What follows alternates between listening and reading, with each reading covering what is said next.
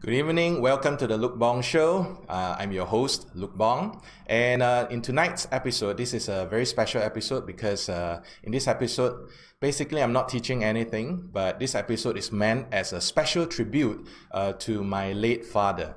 And some of you may have already known that my father passed away at the age of 79 last Tuesday.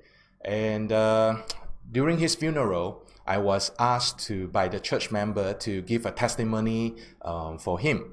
But I knew I wasn't ready then because I told them that I would probably break down and cry. And I just felt bad about it. But I feel I'm ready now, and I would like to share my best memories of my father with you. And my wife kept on asking me, will you cry, will you cry? And I told her, yeah, she's on the show now. I told her that I'll try my very best. I won't cry, yeah? Okay, so hello Fiona and hello Peter. Thanks for joining. And I really want to take this opportunity to thank all of you for joining this very special moment for me as I celebrate my father's life. Okay, so please stay on and watch.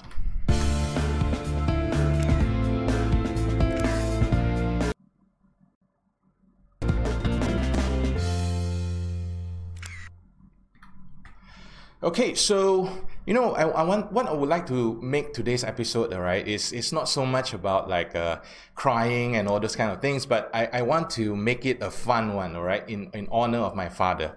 And so I have actually prepared 6 stories that I would like to share with you. And somewhere inside the story, there are lessons that I can learn as well from this. But before I start to talk about the stories, and hopefully you'll be entertained by it, because now that I think back to it, those stories really mean so much to me because they are also very, very funny. I just want to share with you a very special tribute video that I did for my dad.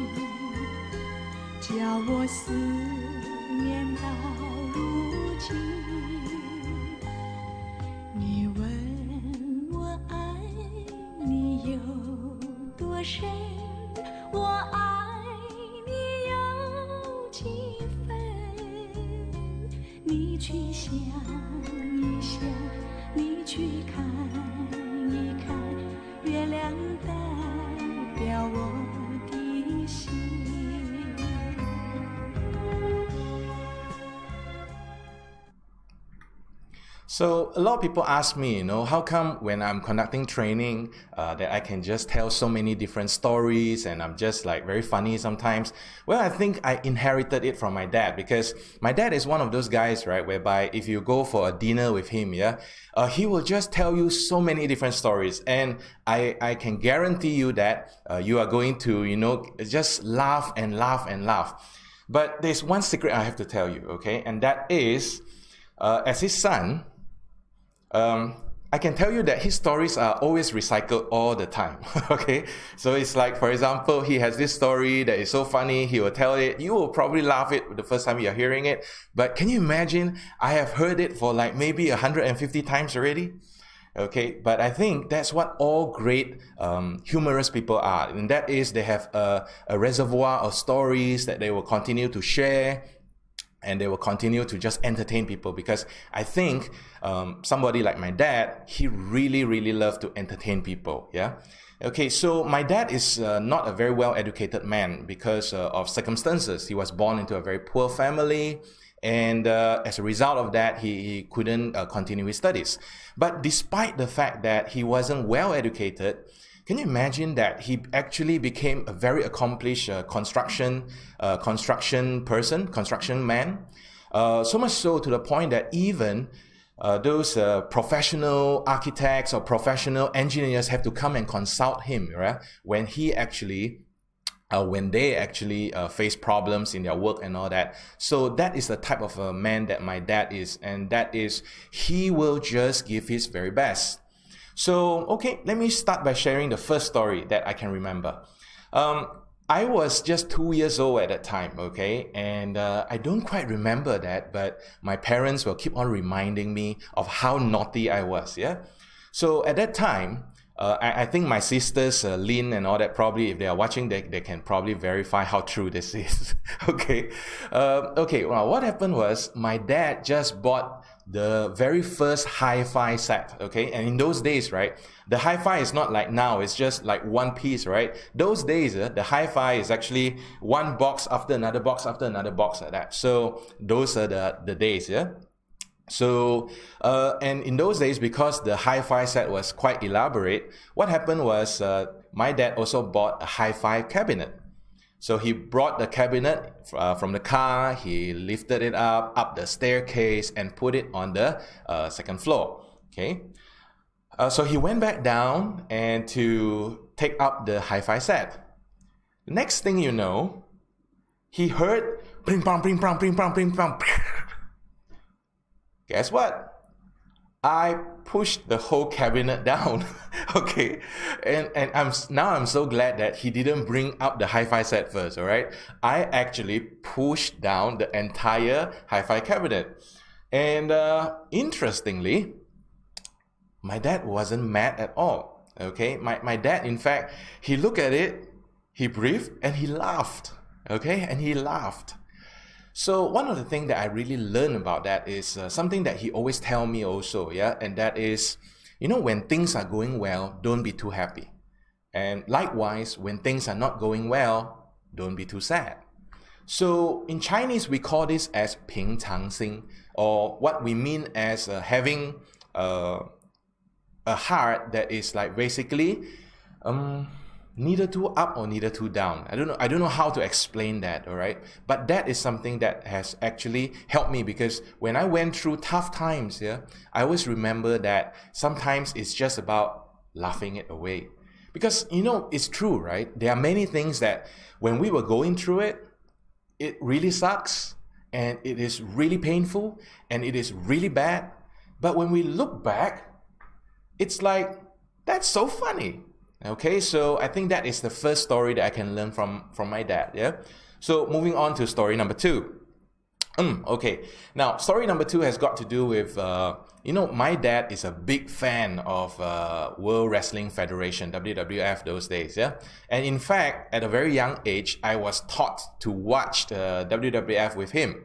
And I think that was a really golden memories for us, because we would spend hours just chatting away about which are the bad guys, they are so bad, and I just want to go in and wallop them and things like that.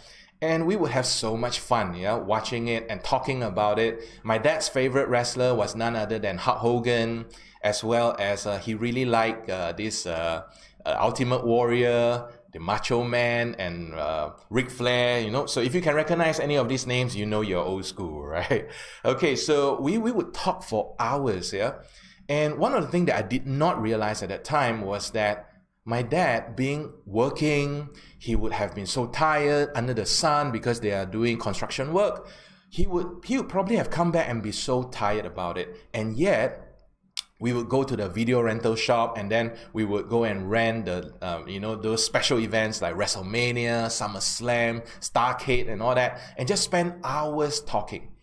And there were also some times, right, whereby I remember there was once, my mom actually went to Korea on a church trip. So I went to my dad's room, and then I was sleeping on the floor, okay, because my brother was sleeping with him on the bed, and I couldn't sleep. And guess what? I started talking to him, and I just kept on asking all kinds of things, and it was a wonderful. It was really, really wonderful. A wonderful, wonderful memory. Okay, so now you know why at one time when I was younger, I actually wanted to be a professional wrestler. No kidding, okay? Okay, so the third story I would like to share with you has got to do with something that happened when I was 24 years old, because that was the year that I got married. And next month marks the 17th year that I'm married to the most wonderful woman in the world. And her name is Pei-Yun, all right? You're watching this. See, at that time, right, I was very poor. I was really, really poor.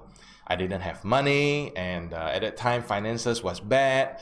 My dad was selling chicken rice with my mom, okay, in a kopitiam. Up till now, right, I still don't like to eat chicken rice. Want to know why?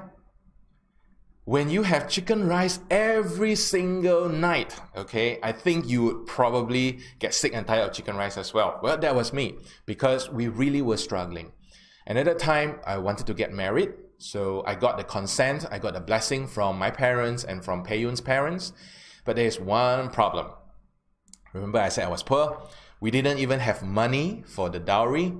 So I spoke to my dad, and my dad, without hesitation, sold the car. Okay, he sold. We have an old car that we used to drive in Brunei and Kuching, and then now in Miri.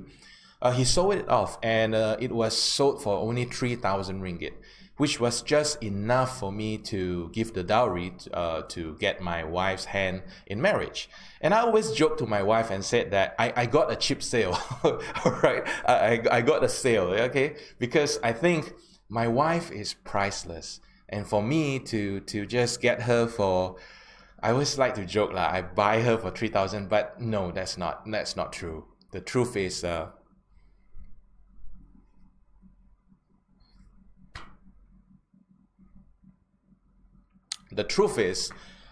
it was a big gift. Okay, it was a really, really big gift. Yeah. Okay, so if you see I'm struggling to contain back my tears right now, please bear with me. Okay, please bear with me. Okay, so yeah, I mean, that shows how much dad loves me. Yeah, my dad really, really loves me. Okay, so fourth story I would like to share with you just happened recently, 2 weeks before he died. And it was on the 1st of June this year, because some of you may already know, I actually opened my brand new NLP as well as hypnotherapy center. And it was a very proud moment in my life. And so I told my dad, it's like, Dad, I have opened this center. I'm really so happy about it. And my dad says, right, I want to come for the opening. My dad he has difficulty walking, yeah, because his legs were weak.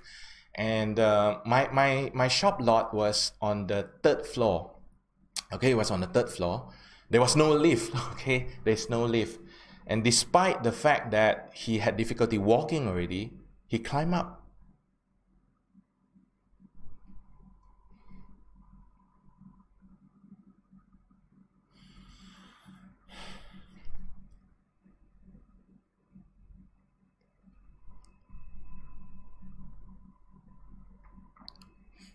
Yeah, he climbed up.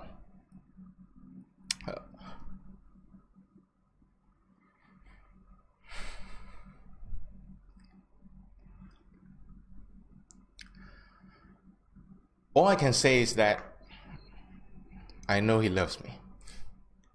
I really do. Okay, and here's one more thing that I would like to share with you.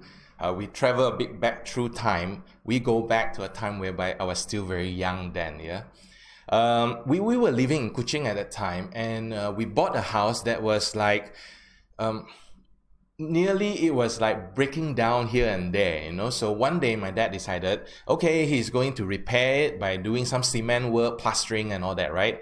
So I had nothing better to do because in those days there was no mobile phone, there was no smartphone, there was no Facebook to occupy us all the time, right?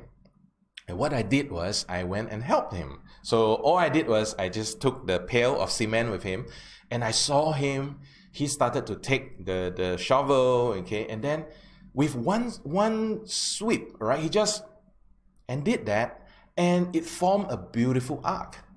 Wow, I was like, amazing, this is incredible.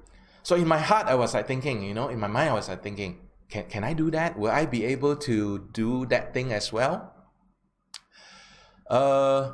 Guess what? My dad went to take a break, and his last words before he went to take a break was, don't kacau kacau, right? Don't disturb. Yeah, right. So as soon as I saw him out of sight, I immediately take the shovel, took the cement, and tried to do what he did.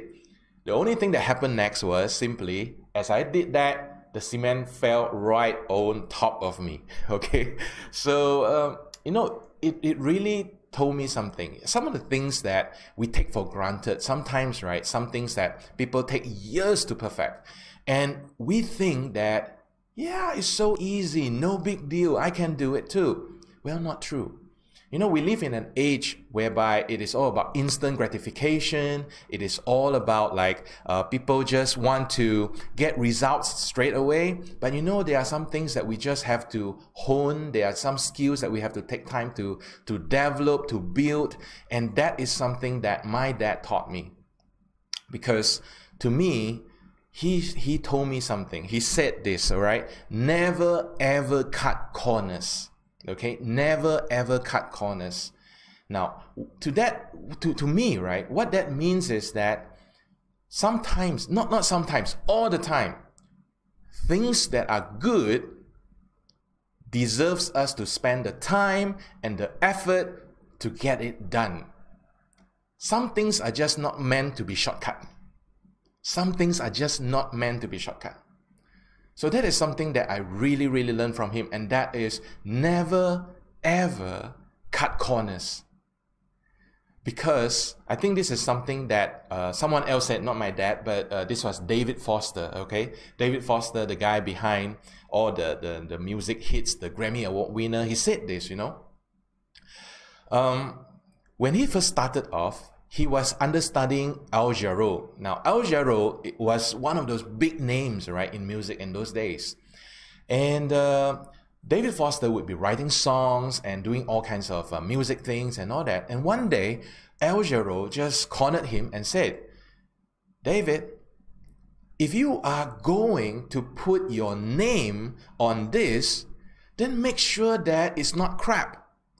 Because you don't want your name to be associated with crap. You're better than that. And I think that was something that my dad taught me. Never cut corners. So when I went on to learn NLP, hypnotherapy, I put in hours and hours and hours behind. I wouldn't say perfect. I would love to think so, but it's a long way from perfection. But at least I'm able to produce results. And that, I think, I credit it to my dad for giving me that work ethics of not cutting corners, of really going all way out, yeah? Okay, so one last lesson that I would like to share with you, and that is this one, right? It's very meaningful to me. I'll say it in Chinese first, and then after that, I'm going to just repeat it in English, okay? The Chinese words goes like this. 骑牛找马. Look for your horse while you are riding your cow. And there's a story behind that.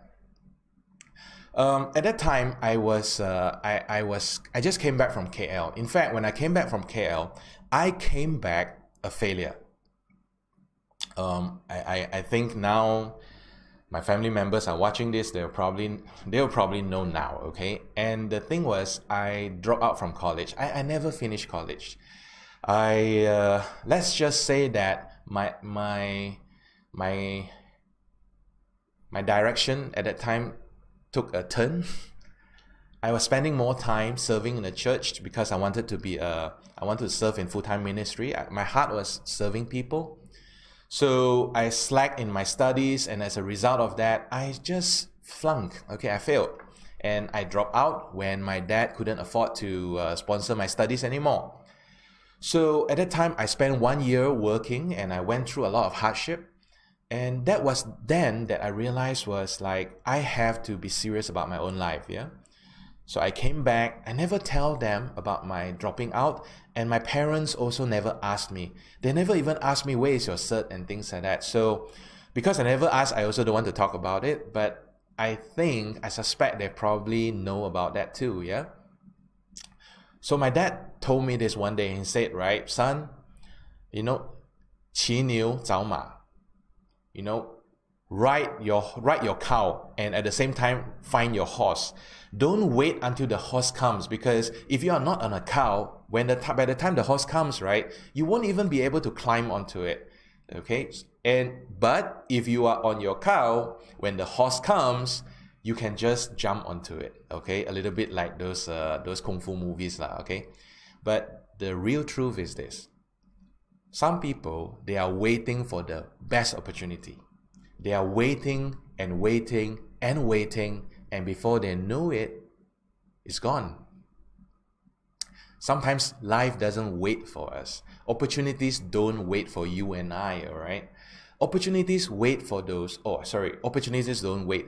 Opportunities go to those who are on the active lookout.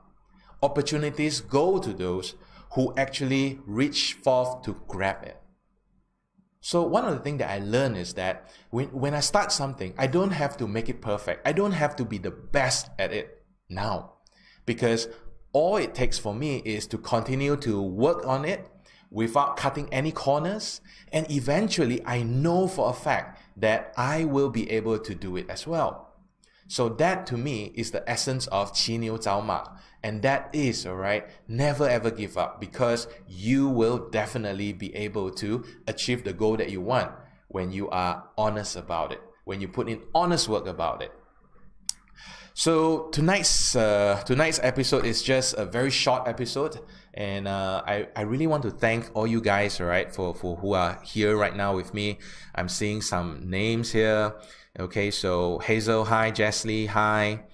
Okay, hello Lee Kim Shin, how are you? Ryan, thank you for joining. Okay, and my good friend from Kuching.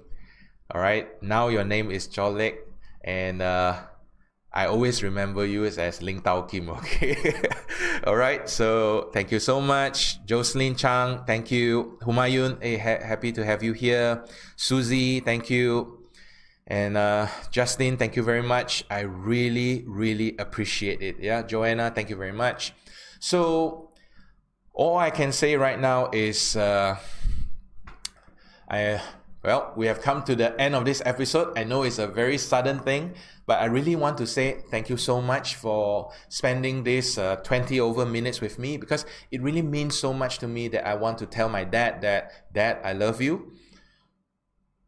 Thank you so much. And I will take good care of Mom. I love you.